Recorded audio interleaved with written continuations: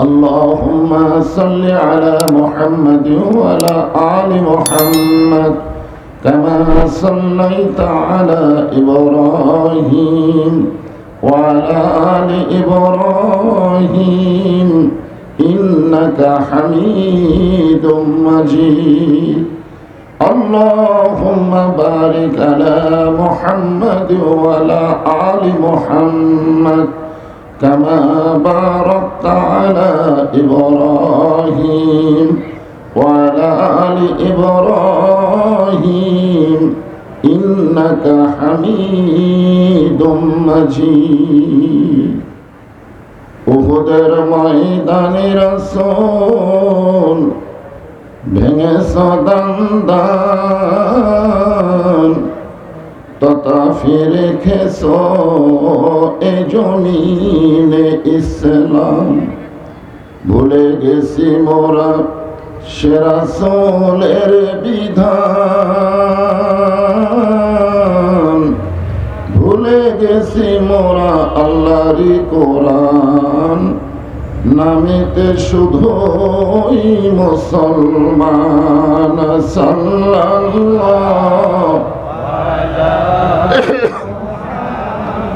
সাল্লাল্লাহু আলাইহি ওয়াসাল্লাম সাল্লাল্লাহু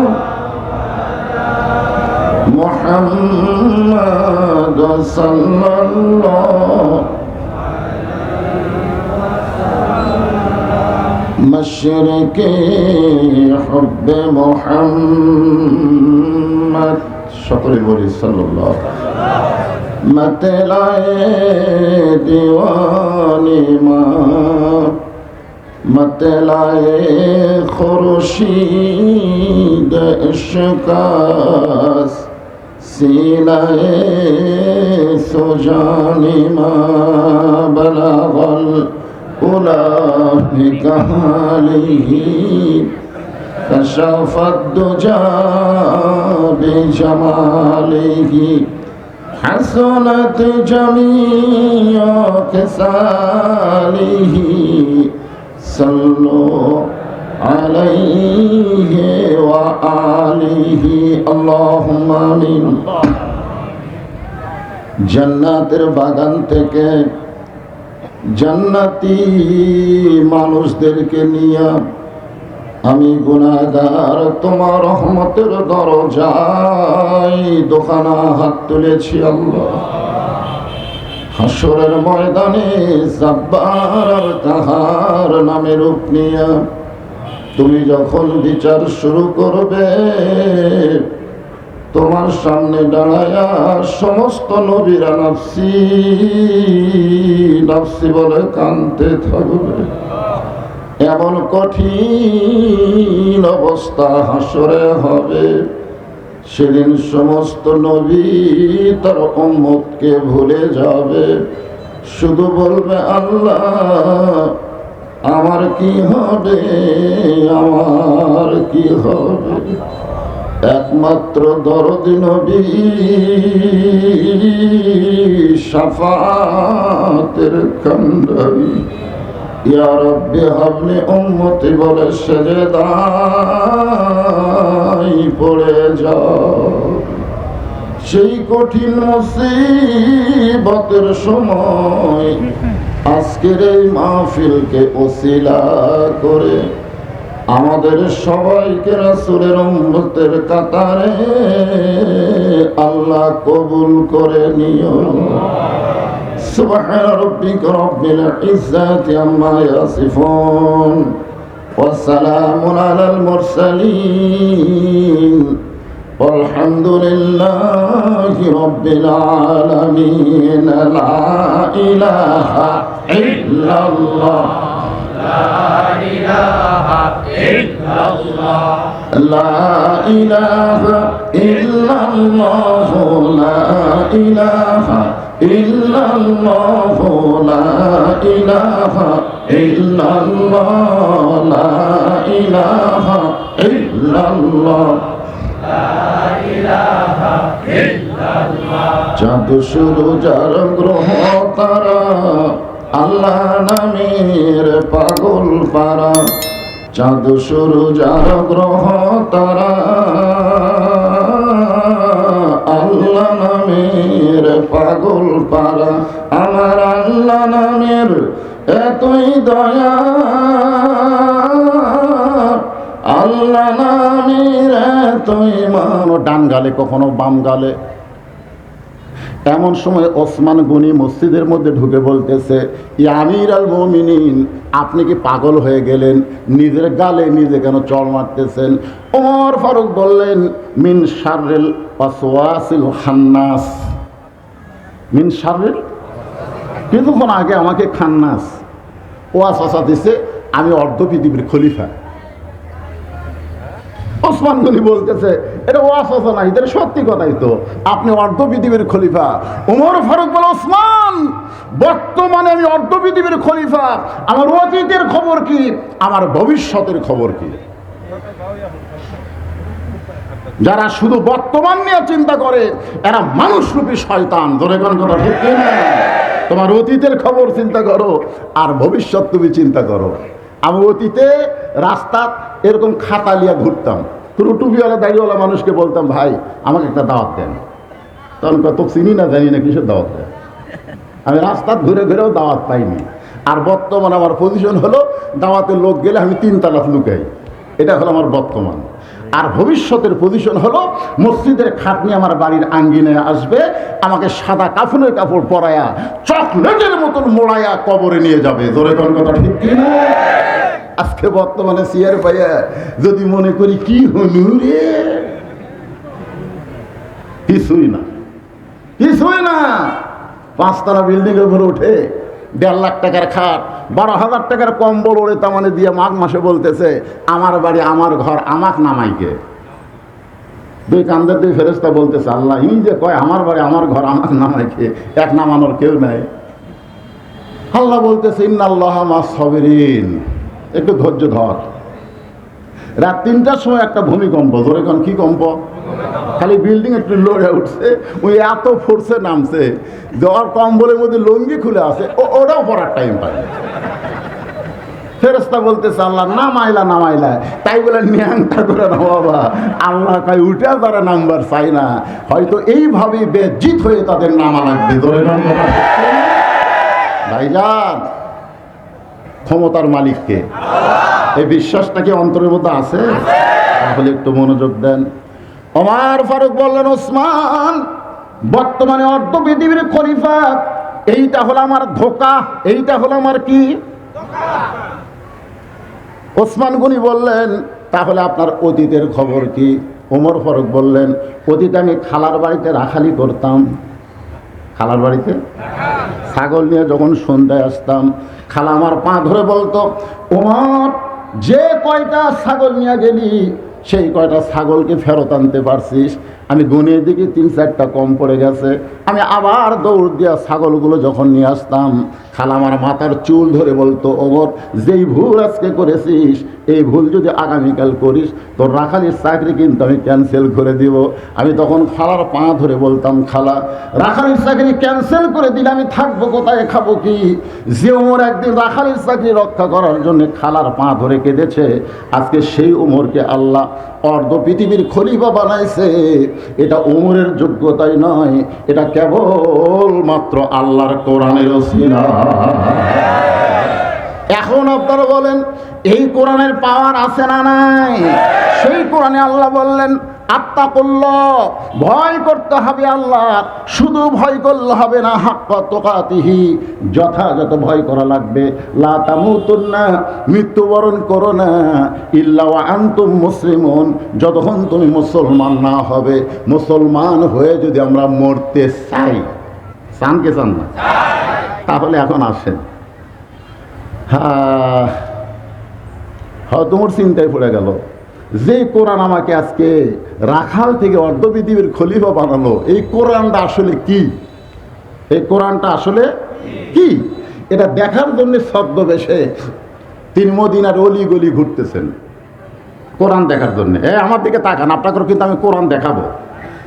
হযরত ওমর কোরআন দেখার জন্য মদিনার অলিগলি ঘুরতে গিয়ে দেখে বিস্তীর্ণ মরুভূমির ভিতরে একজন রাখাল উট আর দুম্বা চড়ায়। ওমর ফারুক আল্লাহর কোরআন দেখার জন্য রাখালকে সালাম দিলেন। এই বাবার, এই এদিকে তাকাও। রাখালকে সালাম দিয়ে, আসসালামু আলাইকুম রাখাল ভাই, আমার পেটে ক্ষুধা লাগছে, আমি উটের এক পেয়ালা দুধ চাই। রাখাল মুচকি মুচকি হাসে। ওমর ফারুক বলে, হাসো কেন? বলে, হাসার কারণ হলো তুমি আমাকে সালাম দিলে আমি সালামের উত্তর দেব না, তুমি আমার কাছে উটের এক পেয়ালা দুধ চাইলে আমি তোমাকে দুধও দেব না। ওমর ফারুক বললেন, আমার দোষ কি? রাখাল বলতেছে, তোমার দোষ হলো তোমার পরিচয় দাও।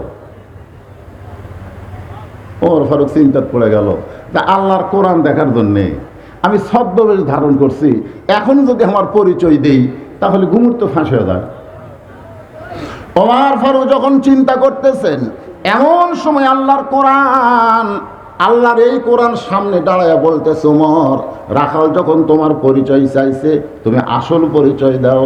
তোমার আসল পরিচয় অর্ধ পৃথিবীর খলিফা না, তোমার আসল পরিচয় তুমি ওমর না, তোমার আসল পরিচয় তুমি এমপি না, তোমার আসল পরিচয় তুমি চেয়ারম্যান না, তোমার আসল পরিচয় তুমি হুজুর না, তোমার আসল পরিচয় তুমি হাজি না, তোমার আসল পরিচয় হলো মিল্লাতা আবিকুম ইব্রাহিম ওয়া সাম্মাকুমুল মুসলিমিন।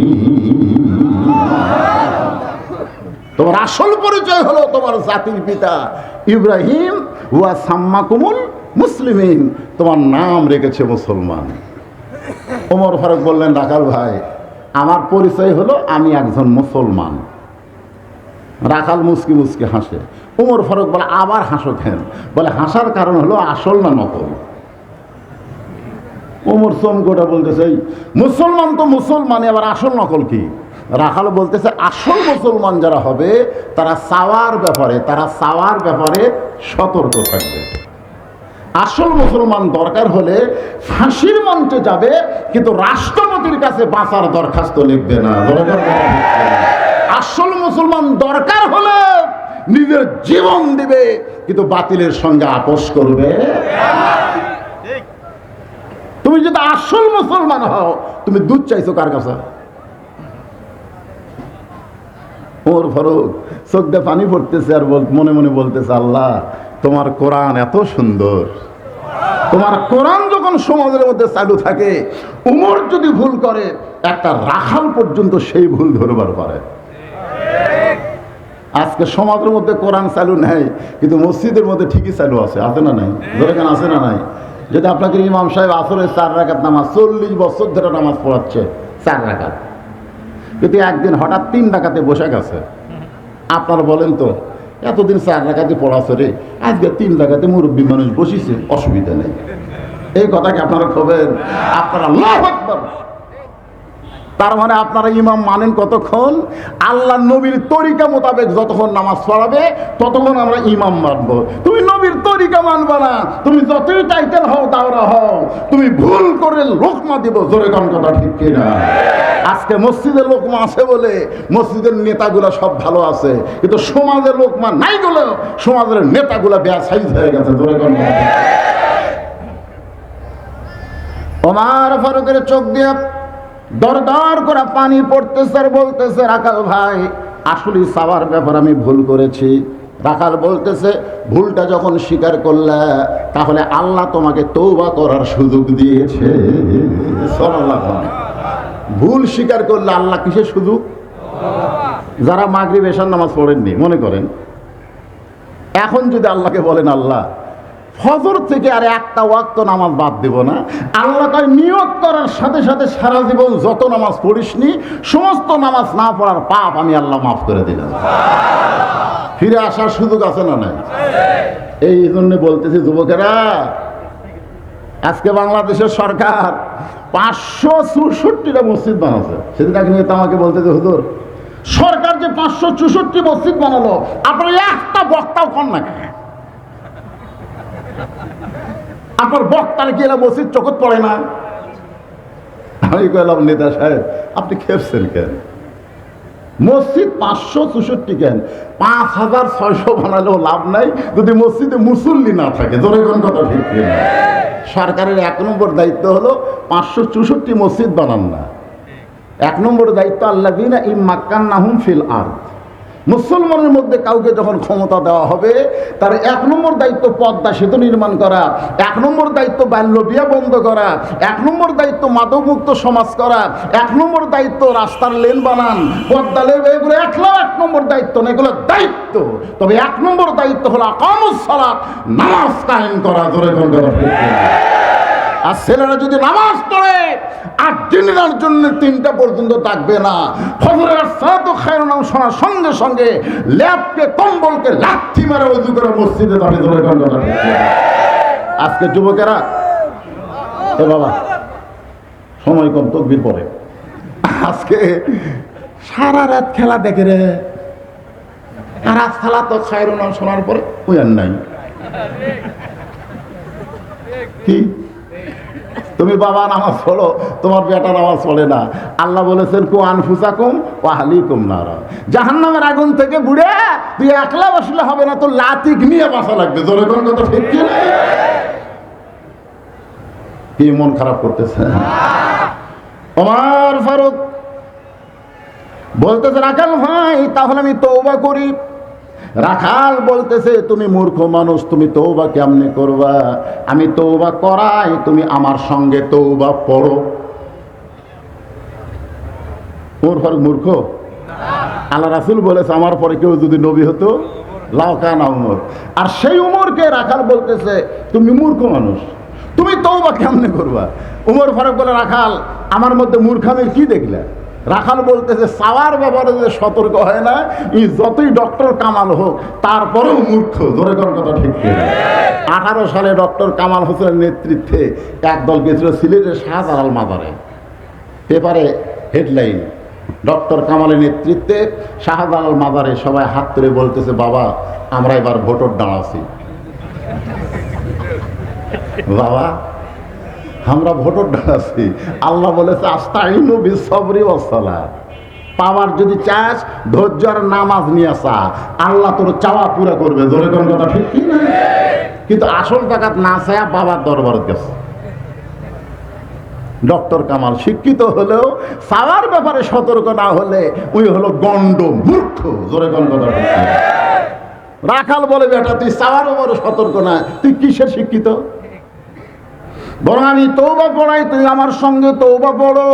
উমরের চোখটা দর দর করে পানি পড়তেছে। আল্লাহ তোমার কোরআন যখন সমাজের মধ্যে চালু থাকবে, উমর যদি ভুল করে একটা রাখাল পর্যন্ত তওবা পড়ার সাহস পাবে।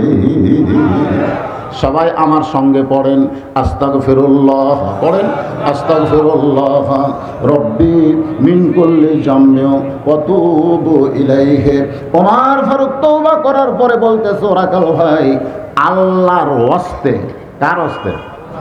আল্লাহর ওয়াস্তে উটের 1 পেয়ালা দুধ দাও। রাখাল মুস্কি মুস্কি হাসে। ওমর ফারুক বলে আবার হাসো কেন? বলে হাসার কারণ হলো তওবা করার পরে তুমি মুনাফিকি করলে। আচ্ছা আপনারা বলেন তো ওমর ফারুককে যদি মুনাফিক কয়, মুনাফিক মানে বোঝেন আপনারা?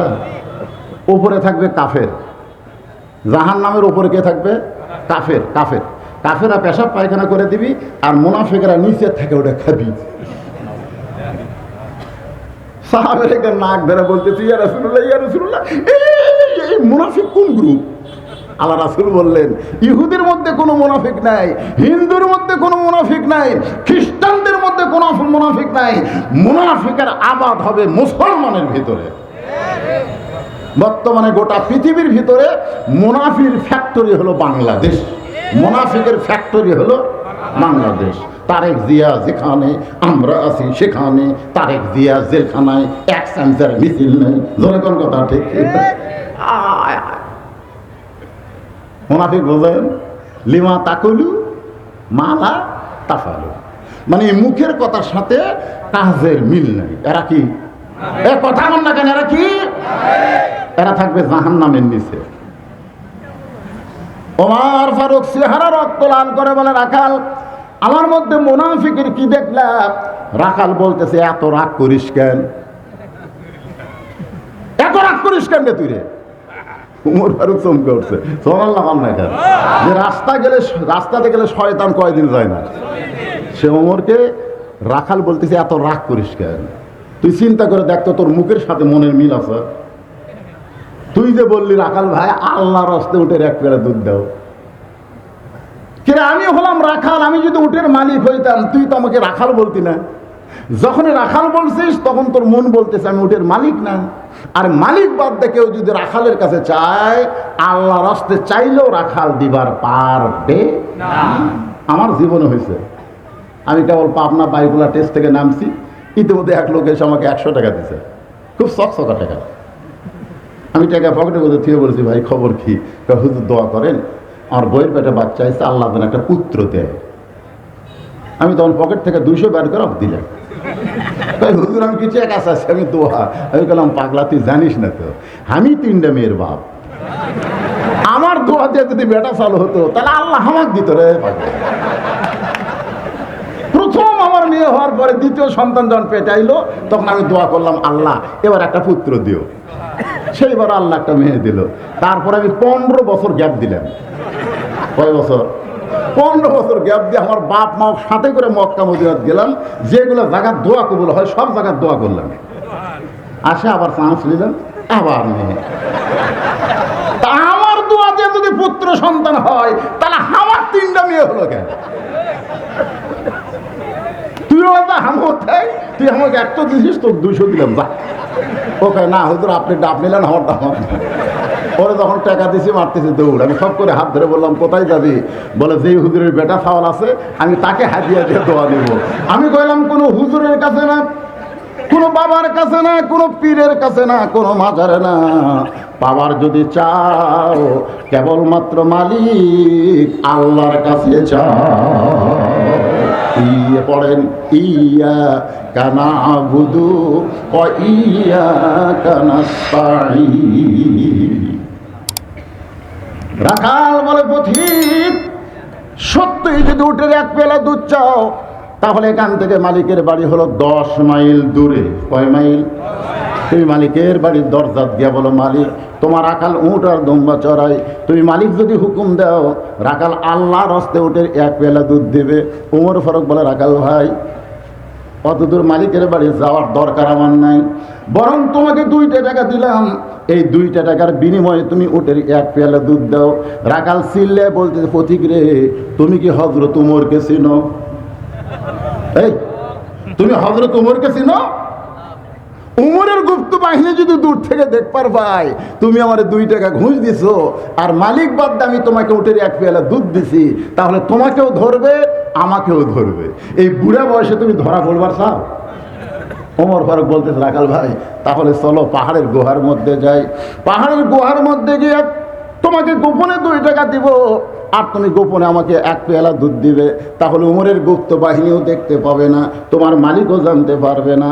রাখাল চিল্লায় বলে ভণ্ড তুমি ভণ্ড তুমি ভণ্ড। উমর ফারুক বলে রাখাল আমার মধ্যে ভণ্ডামির কি দেখলা? রাখাল বলে পথিক আমার মালিক জানতে পারবে না, উমরের গুপ্ত বাহিনী দেখতে পারবে না, কিন্তু গুহার মধ্যে দেওয়া নেওয়া করলে রাখালের মালিক আল্লাহ দেখতে পায়। সঙ্গে সঙ্গে হযরত ওমর মারছে দৌড়, এক দৌড়ে পাহাড়ের পাদদেশে যায় নামাজ বিছায় 2 রাকাত সালাত ও শুকুর নামাজ পড়ে বলতেছে আল্লাহ তোমার কোরআন এত সুন্দর, তোমার কোরআন এত সুন্দর। আজকে আমি রাখালের মধ্যে তোমার কোরআনকে দেখলাম, কি বিশ্বাস, কেউ না দেখলো কে দেখতেছে? বাংলাদেশে যখন কোরআনের আইন চলবে তখন পুলিশ দেখতেছে, র্যাব দেখতেছে, এইগুলো বিশ্বাস কার অন্তরে থাকবে না। একটাই মাত্র আত্তাকুল্লাহ আল্লাহর ভয় এসে বলবে কেউ না দেখলো আল্লাহ দেখতেছে। কেউ না দেখলেও কে দেখতেছে? রাখাল পিছনে সে বলে যতই কান্দো তুমি যতই কান্দো উটের দুধ আমি দিতে পারলাম না। ওমর ফারুক রাখালের হাত ধরে বলতেছে রাখাল ভাই তুমি না দেখা আল্লাহকে কলিজার মধ্যে জায়গা দেয়, যুবকেরা মনোযোগ দিয়ে শোনো, না দেখা আল্লাহকে কলিজার মধ্যে জায়গা দিয়া তুমি যে আল্লাহর কোরআন অনুযায়ী চলতেছো এর বিনিময়ে তোমার চাহিদা কি? একটা চাহিদা থাকা লাগবে না? কেউ যদি বলে মুফতি আমির হামজা তুমি চোরও না ডাকাত না, তোমার 2টা 7-8 বছরের বাচ্চারা প্রতিদিন সকালে দরজা এসে কান্দে, তোমার 27 বছরের বউ জানলাত কান্দিছে, তুমি কোরআনের আয়াত নম্বর, পারা নম্বর, রুকু নম্বর, এইরকম নম্বর কয়ে কয়ে কোরআনের হক তাফসীর করলে, এরপরেও তুমি জেলখানায় বন্দী হছো, তোমার চাহিদা কি? তোমার কি চাহিদা? প্রশ্ন করতে পারে কি পারে না? ফিলিস্তিনের বাচ্চাদেরকে যদি প্রশ্ন করে যে তোর এক ভাই মারা গেল, তুইও আবার ধ্যান লিয়া ইহুদির সৈন্যদের দিকে মারতেছিস, আরে পাগলা ওদের হাতে সেই রকম অস্ত্র আছে রে, গুলি করলে মরে যাবি, কই মরিয়া জমো কিন্তু মরবি, তোর চাহিদা কি রে? কি চাহিদাই তুই জীবন দিবি? একটা চাহিদা তো আছে, আছে না নাই? ওমর ফারুক বলতেছে তোমার ভালো চাকরি নাই, তোমার ভালো একটা বাড়িও নেই, তুমি রোদে পুড়ে পুড়ে উর্দুম্বা চড়াও, এরপরও আল্লাহর কোরআন অনুযায়ী চলো, এর বিনিময়ে তোমার চাহিদা কি? সঙ্গে সঙ্গে রাখাল চোখের পানি বের করে বলে পথিক আমার চাহিদার কথা যখন জানতে চাও, আমার চাহিদা হলো, সকলে আমার সঙ্গে পড়েন রব্বানা, পড়েন রব্বানা আতিনা ফিদ দুনিয়া হাসানাতাও ওয়া ফিল আখিরাতি হাসানা ওয়া কিনা আযাবান্নার। আপনারা দোয়াতেই দোয়া পড়েন না? মোনাজাতে দোয়া কোন কি কোন? ওমর ফারুক বলতে দে ভাই আমি তোমার চাহিদার কথা জানতে চাইলাম আর তুমি কোরআনের আয়াত শুনালে। আমি মূর্খ মানুষ ভাই। রাখাল বলতেছে তুমি আসলেই মূর্খ। এই আয়াতের মধ্যে দিয়ে আমি 2টা চাহিদার কথা বললাম। 1 নম্বর চাহিদা হলো মহামানব হযরত উমরকে আমি এক নজর দেখতে চাই। এই কারণেই দেখতে চাই যে উমর যদি কোরআনের রাষ্ট্র চালু না করত, আমার মতন রাখাল না দেখা আল্লাহকে কলিজার মধ্যে জায়গা দিবার পারতাম না। এই জন্য আমার দুনিয়ার চাহিদা হলো হযরত উমরকে আমি এক নজর দেখতে চাই। উমরকে দেখবার পারলে আমার দুনিয়ার আর কোনো চাহিদা নেই। তাহলে ভালো নেতা দেখার চাহিদা করার দরকার আছে না নাই? আপনারা কি নেতা দেখতেছেন? নেতাও নামাজ পড়ে না, ওর পাশে যারা ঘোরে এরাও নামাজ পড়ে না। হ্যাঁ, আর গরিবের বন্ধু যে লোক নামাজ পড়ে না, আল্লাহর সঙ্গে গাদ্দারি করে, লা সালাত আলা ঈমানা, যার নামাজ নাই তার ঈমান নাই, লা সালাত আলা দীনা, যার নামাজ নাই তার কোনো ধর্ম নাই, বাইনাল আবদি ওয়াল কুফরি তারকুস সালাত, বান্দার কাফের মধ্যে পৃথক করার জিনিসটার নামই হলো নামাজ। জোরে কর কথা ঠিক। আমার দুনিয়ার চাহিদা হলো মহামানব হযরত উমরকে আমি এক নজর দেখতে চাই। আমার 2 নম্বর চাহিদা হলো আমি রাখাল যখন মরে যাব, অদম রাখালকে আল্লাহ যেন জান্নাত দেয়। রাখালের চাহিদা কয়টা?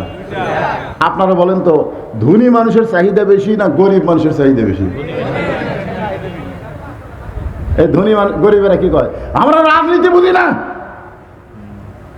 চাউলের দাম বেশি, তেলের দাম বেশি, পেঁয়াজের দাম বেশি, এগুলো কমে দিলেই হোক। বর্তমান সরকার 100 বছর থাক, কিন্তু জিনিসপত্রের দাম কমে যায়। গরিবের কোন চাহিদা আছে? ওরা 7 তলা 8 তলা বানাবি, কথা কন নাকি ভাইরে? ভ্যান চলে, এই গার্মেন্টসের চাকরি করে, এরা খালি বলছে আমাকে বেতন আনা বাড়িয়ে দেন। জোরে কোন কথা ঠিক? ওরা কয় আমরা আমেরিকা কোটি কোটি টাকা লাভ করবো, তোর খুব দেবো না। হ্যাঁ, কি চাহিদা? মাত্র 2টা চাহিদা। 1 নম্বর চাহিদা হলো হযরত ওমরকে এই দুনিয়াতে দেখবার চাই, আর 2 নম্বর চাহিদা হলো মরে গেলে আল্লাহ যেন জান্নাত দেয়। সঙ্গে সঙ্গে হযরত ওমর রাখালের হাতটা খফ করে ধরে এভাবে 3টা চুমা আছে। রাখাল বলতেছি পাগল নাকি রে, আমার ঘামা হাতে চুমা দিলে 3 বার। ওমর ফারুক বলে রাখাল ভাই তোমার 2 নম্বর চাহিদা আল্লাহ পুরা করছে। পুরা করবে না, পুরা করছে। আপনারা বলেন তো, করবে আর করছে এ দুটো কে এক? টাকা দিল 10, ব্যস্ত ফসা ফস, টাকা দিল 10,000। ওরে বাবা রে, ওই যে 10,000 টাকা ঘুষের টাকা দিছে রে, আমি 10 টাকা হালাল কামাই টাকা দিচ্ছি। পাগলা, ওর 10,000 টাকা, এই 10 টাকার ওসিলাই যদি আল্লাহ কবুল করে। কথা কন না ভাই, কথা কন। আমরা মাওলানার বলেন না 10, 20, 50, 100 টাকা দিলে কোনো দোয়া নেই। গরিব যায় আর কয় ভাই আজকে 250 টাকা কামাই করছি রে, এটি 20 টাকা দান করার কারণে আমার সরষের তেল হবে না রে, তাও দোয়া করলো না। হ্যাঁ, একটু মনোযোগ দিয়ে শুনতে হবে। হযরত ওমর বলে, রাখাল তোমার 2 নম্বর চাহিদা আল্লাহ পুরা করছে। রাখাল মুচকি মুচকি হাসে। ওমর ফারুক বলে, হাসো কেন? বলে, হাসার কারণ হলো বাকির কথা বললে মরে গেলে জান্নাত পাবো, এই কথা তুমি সহজে বললে, কিন্তু হযরত ওমরকে এক নজর দেখতে পাবো, এই কথা বলতে তোমার কোন জাকাত বাজে? ওমরকে দেখা হলো নগদ, আর তুমি সেই নগদের কথা না বলে তুমি বাকির কথা বলতেছো। মরে গেলে জান্নাত পাবো, এটা হলো বাকি কথা, ধরে কেন এটা কি কথা? কিন্তু হযরত ওমরকে এক নজর দেখতে পাবো, এই নগদ কথা বলতে তোমার কোন জাকাত বাজে? ওমর ফারুক চোখ মনে বন্ধ করে চিন্তা করে, যে আমার তওবা পড়াছে, ধরে কোন কি পড়াছে? যে আমাকে মুনাফিক কছে, যে আমার ভণ্ড কছে, এখন যদি বলি আমি ওমর, বলাও সারা, হাত ফেল করে মরাও সারা, ধরে কর কথা ঠিক। ওমর ফারুক চিন্তায় পড়ে গেলেন। এমন সময় আল্লাহর কোরআন সব সমস্যার সমাধান, ধরে কান সুবহানাল্লাহ। আল্লাহর কোরআন হযরত ওমরের সামনে এসে বলতেছে, উদউ ইলা সাবিলি রাব্বিকা বিল হিকমাহ। বুঝতে পারছেন? বর্তমান সমাজে সব কথা ডাইরেক্ট বলা যাবে যে আমি ওমর, আমি ওমর, এই কথা বললে কিছু লোক কোরআনের শত্রু, এরা হাত ফেল করবি, জোরে কোন কথা ঠিক কি? হায় হায় রে, আমাকে দুনিয়া শেষ, আখিরাও শেষ। এই জন্য ওমর ফারুক চিন্তা করতেছে, আল্লাহর কোরআন বলতেছে যে ডাইরেক্ট বলিস না, হিকমত অবলম্বন কর। ওমর ফারুক হিকমত অবলম্বন করে বললেন, রাখাল ভাই, সত্যি যদি হযরত ওমরকে দেখবার চাও, তাহলে ফজরের নামাজ তোমাকে সামনে কাতারে আদায় করা লাগবে। সামনে কাতারে যদি ফজরের নামাজ পড়তে পারো, মেহরাবের মধ্যে যেই লোকটা ইমামতি করবে, ওই লোকটি হলো হযরত ওমর। কি বুঝলেন? আল্লাহর কোরআন দিয়া যখন বাংলাদেশ চলবে, যিনি তিনি নেতা হবার পারবেন না। নেতা হবার গেলে আগে মসজিদের ইমামতি শেখা লাগবে, ধরে মসজিদের ইমামতি শেখা লাগবে। আমাকে একজন কয়, হুজুর এই যে সবসময় মাথা টুপিতে থাকেন, আপনার মাথা গরম হয় না? আর এই যে দুগ্ধা পরা থাকেন হুজুর, এটা পেশাব করবে গেলে কেমনে সামলান? আমি বললাম, কে ভাই? তো এই দিকে টানা ধরলে যদি ওই দিকে পড়ে যায়। আমি বললাম, তোমার খবর কি? হুজুর আমাকে টেনশন নাই তো, খালি চেন খুলি আর মারি। আপনারও বলেন তো, হযরত ওমর যখন অর্ধজাহানের খলিফা ছিল, তখন কি মাথার টুপি খুলেছিল? তখন কি তার গায়ে পাঞ্জাবি ছিল না? অনেকে বলে পীর সাহেব আবার রাজনীতি করবার চাই, ওই টুপি সামলাবি না দেশ সামলাবি? সারা পুরে শয়তান, ধরে কথা কন না।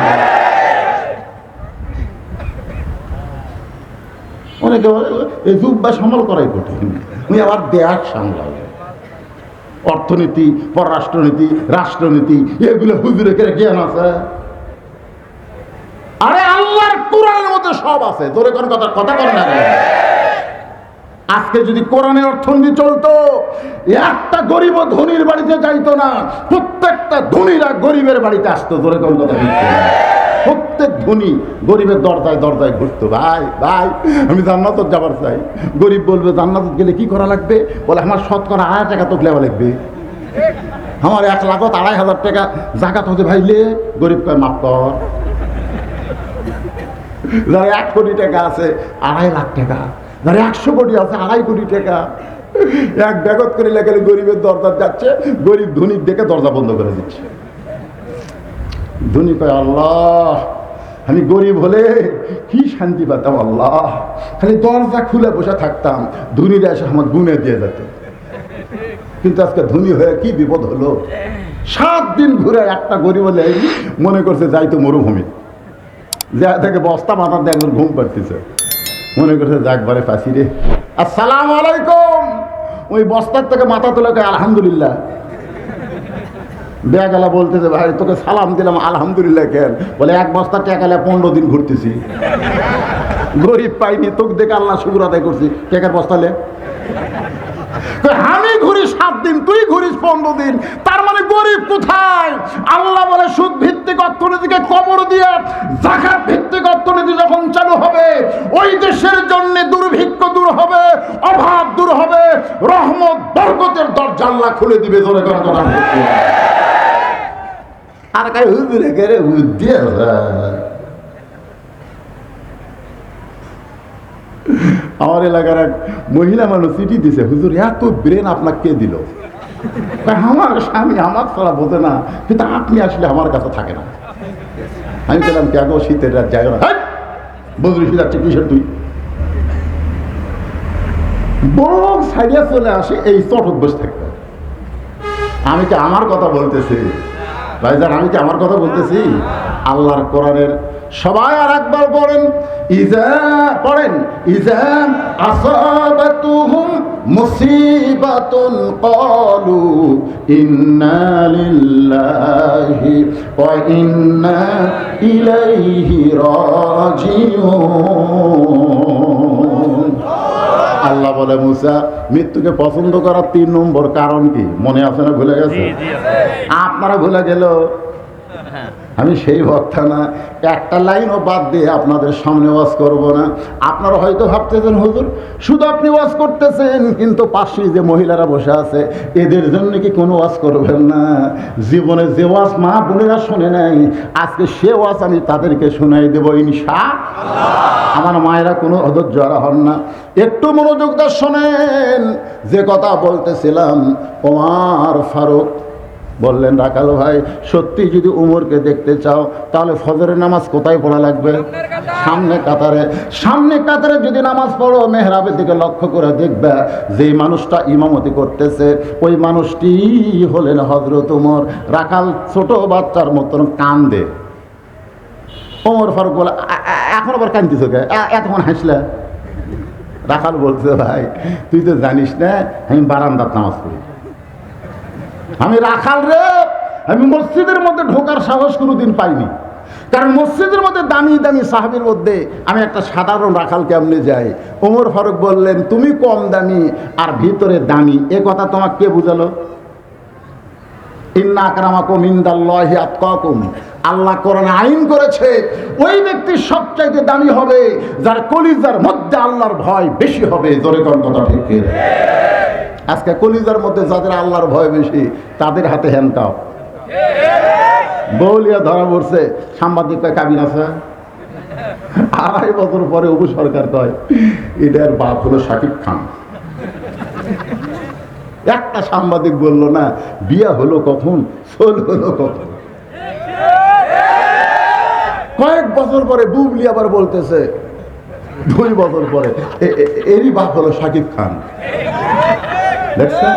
আর তখন আল্লাহর ভয় যার কাছে থাকে, ধরা পড়লে কয় তোর বইয়ের কাবিন আছে। আর এই শালা শয়তানেরা বিয়া ছাড়া সমান তালে বাচ্চা জন্ম দিচ্ছে, আজ পর্যন্ত এদেরকে পুলিশ ধরতেছে না। ধরে কথা এই শালা লুচ্চার ধরা দরকার না? কতগুলো যুবক মনে করতেছে হামাকরি হিরোর ওপর রাগ করলো, তোরকে হিরো মানতা সাব্বাবি কওমিন ফাহুয়া মিনহুম। যে যাকে মহব্বত করবে ওরই সাথে হাসর হবে। আল্লাহর বান্দার একটু মনোযোগ দিয়ে শোনেন। ওমর ফারুক চোখের পানি বের করে বললেন, রাখাল ভাই তুমি কম দামি ভিতরে দামি এইটা মনে করো না, বরং ওমরকে যদি দেখবার চাও তাহলে সামনে কাতারে নামাজ পড়া লাগবে। রাখাল বলতেছে, এতদিন এশার নামাজ পড়ে আমি বাড়ির যাইতাম, কিন্তু আজকে আর বাড়ির যাব না। ওমর ফরচুম করছে যে এশার নামাজ পড়ে তুমি বাড়ির যাও, আজকে যাবা না কেন? বলে এশার নামাজ পড়ে বাড়ির গেলে ফজরের নামাজ সামনে কাতারে কি আমি ধরবো? এই জন্য ফজর থেকেই এশা থেকে চেষ্টা করব ফজর যেন সামনে পড়া যায়। সুবহানাল্লাহ আগে কর না, এই আগে সুবহানাল্লাহ কর না, বুঝে শোনা করা লাগবে। ওমর ফারুক বললেন, রাখাল ভাই তুমি বলো তো ফজর থেকে জোহর আল্লাহ কেন লম্বা সময় দিল, আর এশা থেকে ফজর আল্লাহ কেন লম্বা সময় দিল? আসর মাগরিব এশা এই 3 ওয়াক্ত তাড়াতাড়ি, আর এই 2 ওয়াক্ত লম্বা কেন? এশা থেকে ফজর বিশাল একটা লম্বা সময়, আবার ফজর থেকে জোহর বিশাল একটা লম্বা সময়।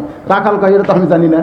ওমর ফারুক বলতেছে ফজর থেকে জোহর পর্যন্ত মানুষ চাকরি বাকরি করবে, খেতে খামারে কাজকাম করবে, ব্যবসা বাণিজ্য করবে, বহু কাম করার কারণে তাদের দেহের যে ক্ষয় হবে, এশা থেকে ফজর পর্যন্ত লম্বা সময় ঘুম পারলে আল্লাহ সেই ক্ষয়টা পুরা করে দিবে।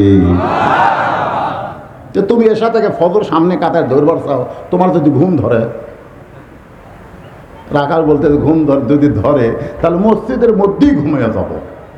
যেই কষে মসজিদের মধ্যে ঘুমাবো, উমর ফারুক তো বুঝতেছেন রাস্তাতে গেলে শয়তান কয়দিন যায় না। এই মসজিদের তো ঘুম পাড়ার দলিল কিরা? ঘুমানো তো দূরের কথা, সবাই জোহরের নামাজ পড়ে বাড়িতে গেছে, ওরা 3 জন 4 ফ্যান দিয়ে গল্প করতেছে। 3 জন কয় ফ্যান দিছে?